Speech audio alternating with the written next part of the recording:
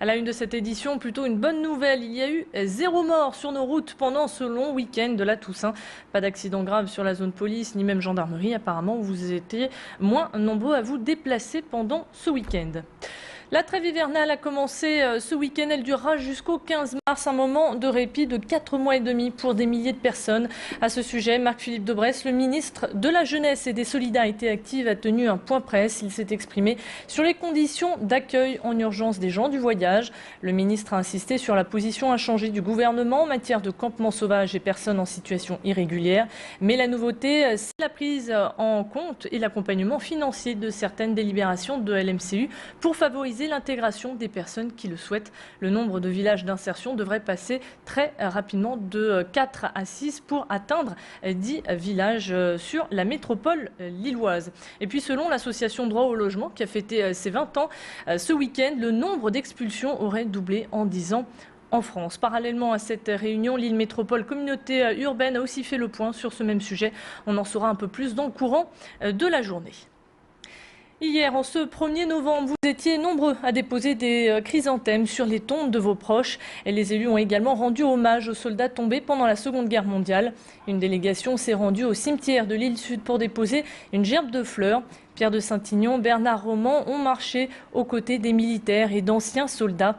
Sur le trajet, le cortège a marqué un temps d'arrêt devant la tombe de l'ancien maire lillois, Gustave Delory, et Guy Debert et Rachel Lempereur, ancien adjoint au maire. Et puis ce matin, Christian Choquet, le nouveau préfet délégué pour la défense et la sécurité auprès du préfet de notre région, a pris ses fonctions. Il a été nommé en Conseil des ministres. Pour son premier jour, il a déposé une gerbe de fleurs au monument aux morts, place Riour à Lille. Et puis contexte de la Toussaint oblige, nous avons rencontré Emmanuel Pétrel, directeur de service funéraire à Armentières. Le départ d'un être cher procure toujours beaucoup de peine et le choix du cercueil devient très vite difficile.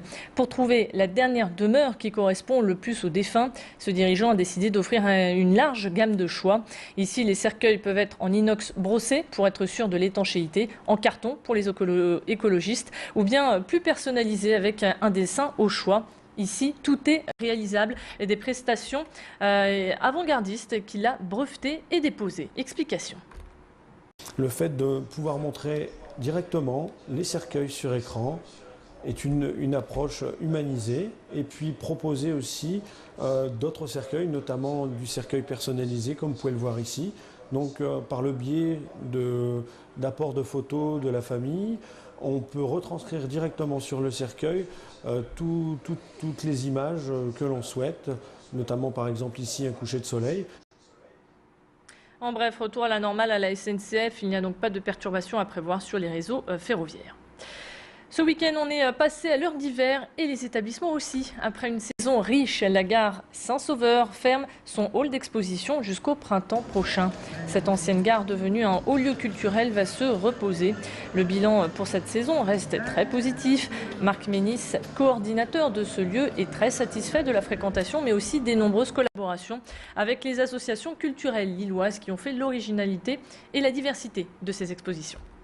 On fait un bilan très positif de cette saison, qu'on espère encore améliorer l'année prochaine, mais effectivement la fréquentation a été assez incroyable. Je pense que les expositions, comme les différentes propositions artistiques que nous avons montées avec les différentes associations lilloises et de la métropole, comme le Prato, comme Art.M, comme le Théâtre du Nord, comme Colores Latino ce week-end, ont à chaque fois été des succès. Cette façon de monter les événements en collaboration avec d'autres associations, je pense, a donné une coloration particulière et une coloration différente à chaque semaine.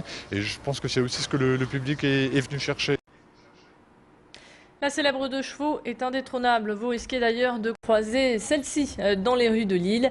Thomas Delcroix vous emmène en balade à bord de cette voiture qui a été créée en 1948. Voiture populaire, la Dedoche comme on l'appelle, se faufile dans les rues de la capitale des Flandres pour vous faire découvrir tous les lieux incontournables. Plusieurs trajets d'ailleurs sont proposés pour différentes occasions.